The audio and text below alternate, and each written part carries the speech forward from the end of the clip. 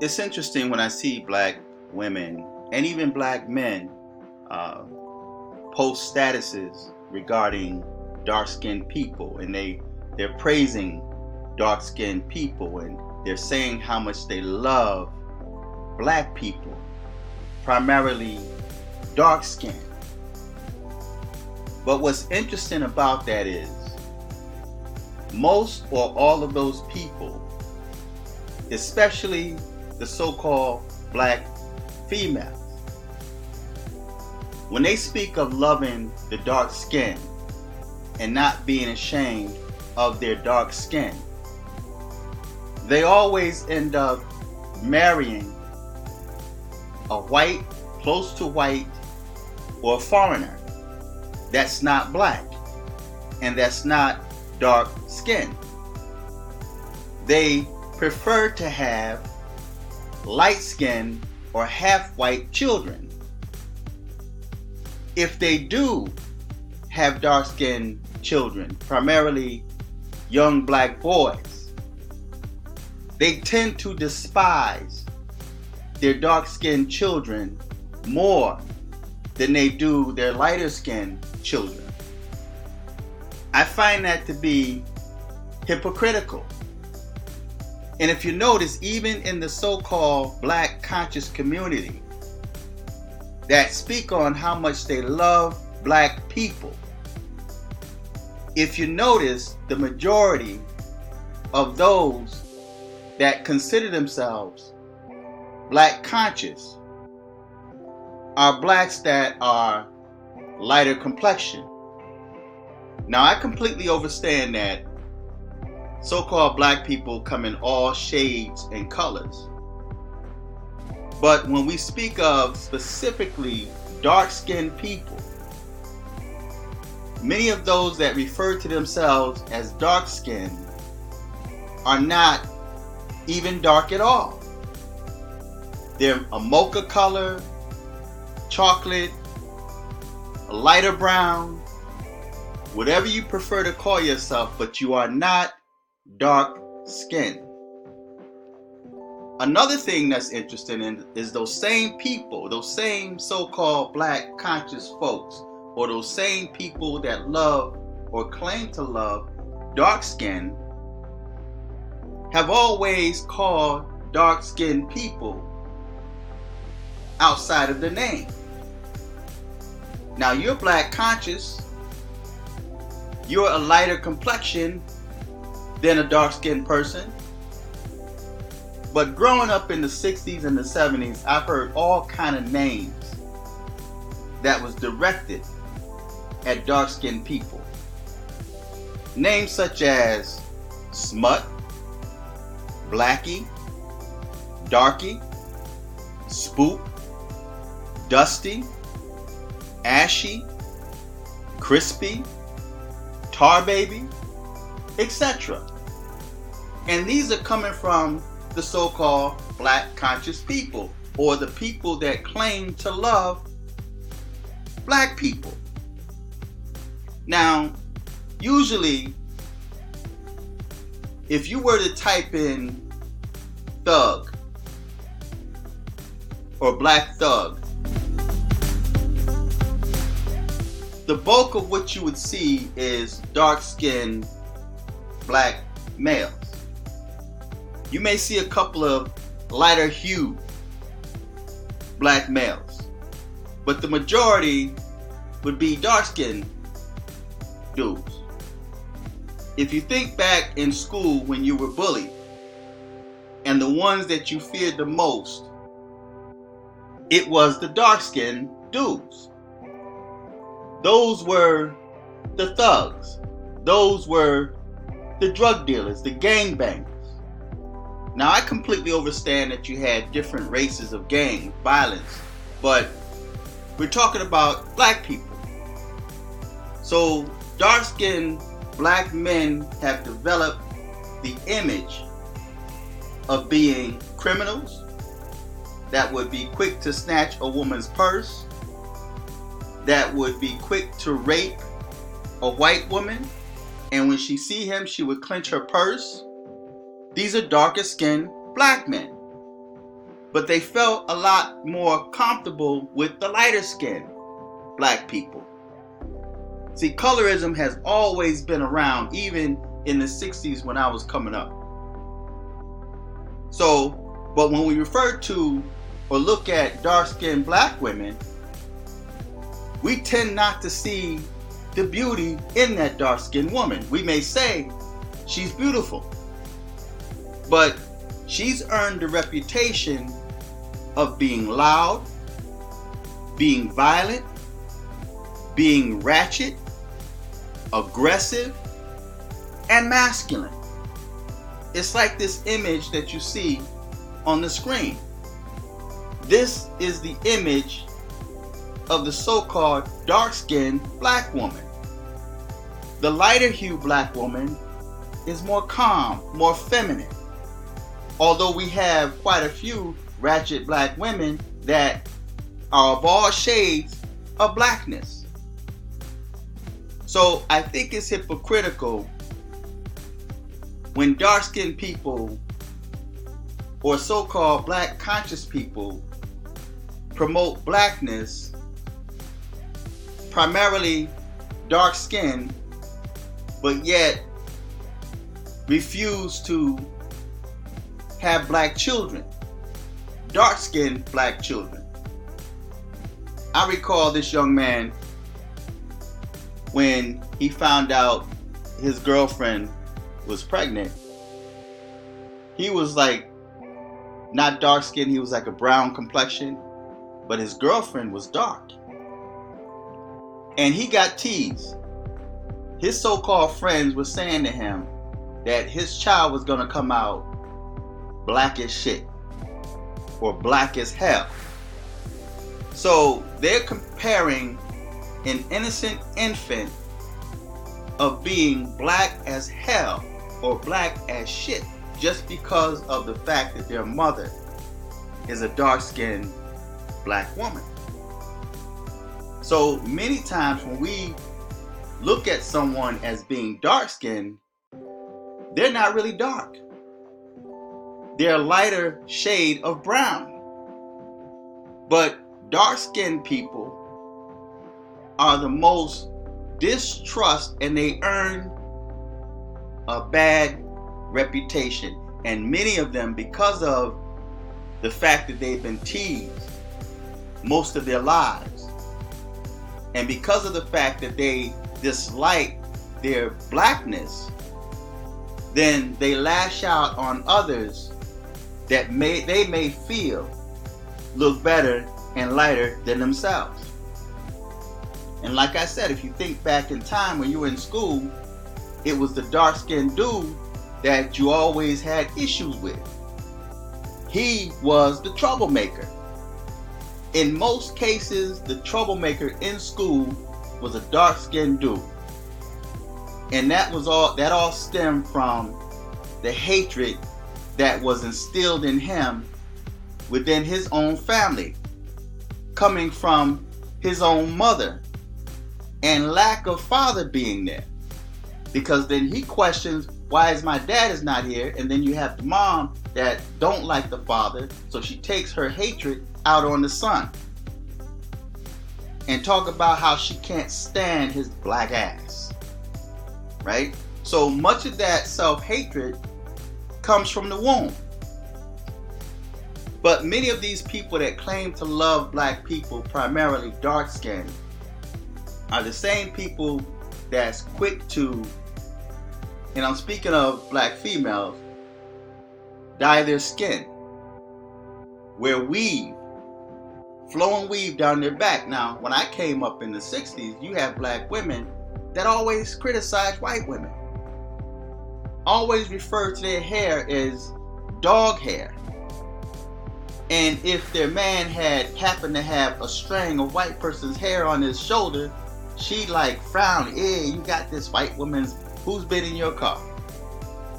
And it could have just been someone that flew in the air or something, whatever reason, however he got that on him, because he may work around white people all day, right? But they criticize it. But now we're living in a time where it's coming out that the reason why they criticize these white women is because they envy these white women. They envied the white woman's skin. They envied the white woman's hair, and now they're trying to bleach their skin. Mainly Africans. A lot of Africans, if you go into a lot of African stores, you will see them selling so much skin lightening cream to try to get rid of their blackness, their darkness, because they were conditioned to hate themselves. But it's interesting that, and to me it's hypocritical, when you see so-called black conscious people claim they love black people but are quick to criticize dark-skinned people. And like I said, even in the Nation of Islam, if you look at the Nation of Islam, the majority of members of the Nation of Islam that I've noticed personally are light-skinned. Look at the leaders of the Nation of Islam. Louis Farrakhan, even Elijah Muhammad himself. They're all just about white. Now you may have a couple of dark-skinned dudes that rose up the ranks and became speakers, and those are the more radical ones. And they'll end up losing their life in most cases. But I think it's hypocritical for black people to claim that they love black people, but yet hate their dark-skinned children, refuse to give birth, black women refuse to give birth to dark-skinned children, and usually date lighter-skinned dudes or dudes that's outside of their race because they feel that they don't get enough love from their own men. They criticize their own men to date outside of their race, but they claim to love their blackness. Especially these black females that would date outside their race. They believe in swirling, they promote swirling, they talk about how defeated the black man is. But then they will make a video talking about, I'm sporting my natural hair. But wait a minute. That's hypocritical to me, because you claim to love your naturalness, your blackness, but yet you reject blackness, criticize blackness to date whiteness. And you committed your whole YouTube channel to swirling, promoting and messaging to other black women that they should do the same thing. So it's interesting to me. I've always found dark-skinned women to be beautiful. There's a black woman on YouTube, and I'm sure most of y'all have heard of her. Rashida Strober. Now, when I first heard her, I kind of made fun not of her, but the way she expressed herself, because she gave that stereotypical image of dark-skinned black women. She was loud. Rashida Strober, dark-skinned activist, and she wanted to be heard. And I think when you hear a lot of black females, darker-skinned black women, that's loud, that's aggressive, that's violent, that's masculine, in my opinion, they're seeking for attention. They want to be noticed. And although black men find them to be beautiful and that's attracted to them, the issue comes when they're not attractive to themselves. They don't find themselves to be beautiful. So they reject the black man that comes to them because of maybe something that happened in their past. So they put all black men in the same boat. And they tend to criticize black men and start hinting at how they're going to date outside of their race. But I've always felt that Rashida Strober was an attractive woman. I don't think she's ugly at all. But I think that the stereotypical image that she has is what causes her to get the negative response. I understand she's happy about her dark skinnedness, but has she ever dated a white man? Has she ever hinted at dating a white man? Has she ever had interest in a white man? And would she have dark-skinned children? Or would she feel that she want to have lighter skinned children because she don't want her dark skinned children to have to deal or face with what she had to deal with coming up, her own personal experience? So dark skinned women, there are some beautiful dark skinned women out there. And in many cases, because we live in a cruel world, and people can be extremely cruel and evil and mean, and they say mean things. And if you're not strong enough within yourself, if you don't have a strong mind, you will fall prey to that, and you would begin to produce fruit of the seed that they planted within you. They plant a seed of ugliness and unacceptance, and you water that seed and cause that seed to grow in your attitude and in the way you deal with the world. So when you look at the mirror, you see ugliness, but then you would have a black man comes along and say, "You're beautiful," and you can't accept that. You don't believe that, and you think he's saying that just to get inside your pants. You think he just want to use you for sex and then leave you to the curb high and dry as a single parent mom. And if you pay close attention, that's happening across the board, and not just with black men. Even watching the show Paternity Court, there are so many white females and white males that would stand there and would say, admit that I didn't grow up with my father. I don't know who my father is. So white people, people of all races and nationalities have the same experience that black people have. But black people, many of us were just fed that seed of hatred, of self-hate, where you would be quick to go out and buy your daughter a lighter skinned doll.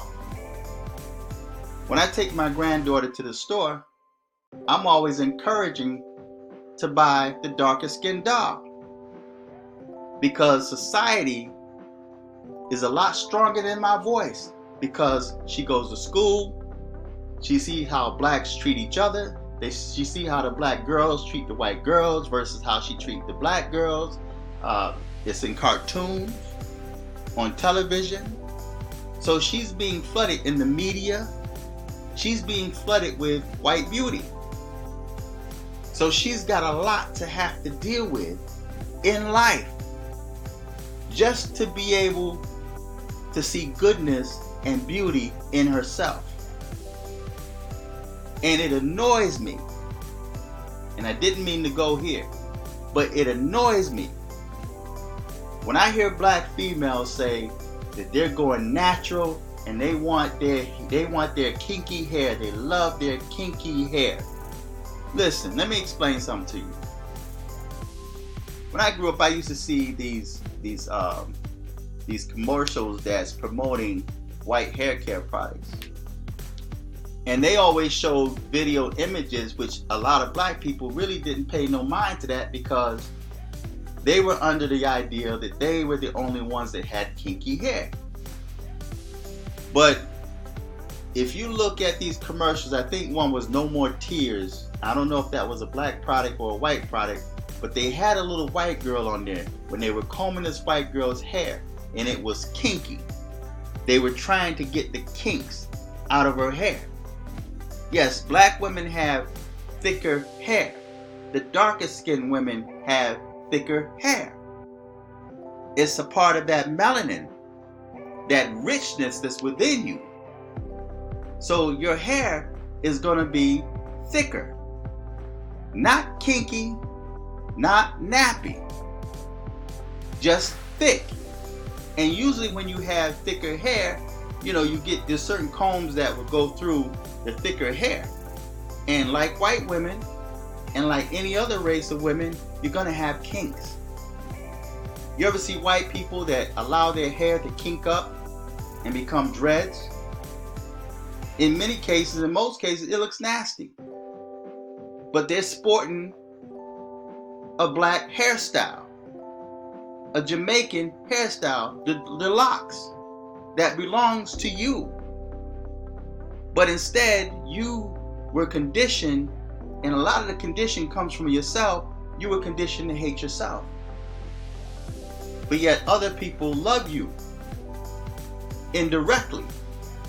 Because if you look at, they steal in your culture, the way you dress, the kinkiness of your hair, they tan their skin to look like you. And then even though they tan their skin, you have some white people that would tell you, but I don't want to get that dark. I don't want to get too dark. What's too dark? The point is, you're tanning your skin. You don't like yourself. So black people aren't the only ones that have self-hate. There's a lot of white people that have self-hate. But I just think it's hypocritical blackness when you call yourself conscious, or you claim to be a dark-skinned activist. And I'm not, this is no shots at Rashida Strober, and I'm just speaking in general.